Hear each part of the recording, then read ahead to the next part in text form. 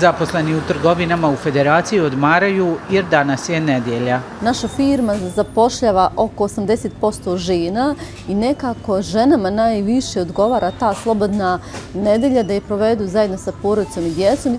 Iz ovog trgovačkog lanca kažu da će poslovanje prilagoditi novoj situaciji. U procesu same nabavke i prodaje moramo poduzeti neke drugačije aktivnosti i korake u pogledu većih nabavki svježih proizvoda za dane petak i subotu. Naravno moramo pravilno planirati tu prodaju i nadamo se da ćemo imati povećanje kupovine u dan subote. Istraživanje koje sindikat trgovine proveo tokom ljeta pokazalo je da 96% ispitanih građana Federacije podržavaju zakon o neradnoj nedelji. Nakon toga podrška je jednoglasno došla iz zakonodavne i izvršne vlasti.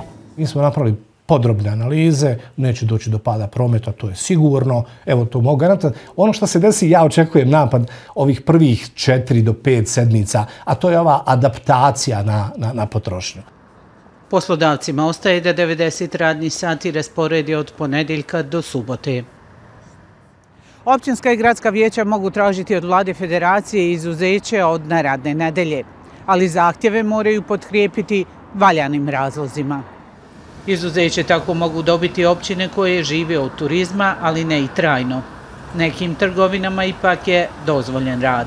Cvjećare, pekare, suvenirnice, objekti unutar autobuskih, željezničkih i aerodroma, oni objekti koji rade tamo.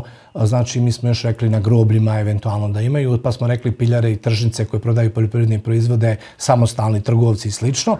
U sindikatu trgovine formirali su dežurne timove koji su na raspolaganju radnicima nedjeljom.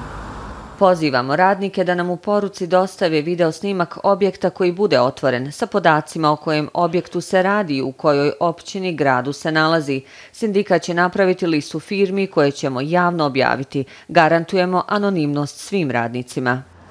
Kazne za one koji ne poštuju radno vrijeme iznose od 250 do 7.000 eura.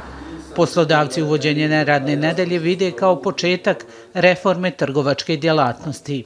Ovo je ozbiljan uvod u pripremu druga 3 važna propisa koji u konačnici treba da urede sistem trgovine. To je zakon o e-trgovini, zakon o zaštiti potrošača i zakon o kontroli cijena. Ministar je, već smo čuli, najavio i strategiju trgovine za narednih 5 ili više godina.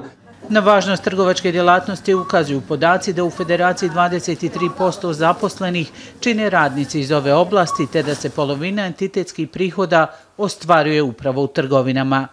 Lejla Nezirović, Al Jazeera, Sarajevo.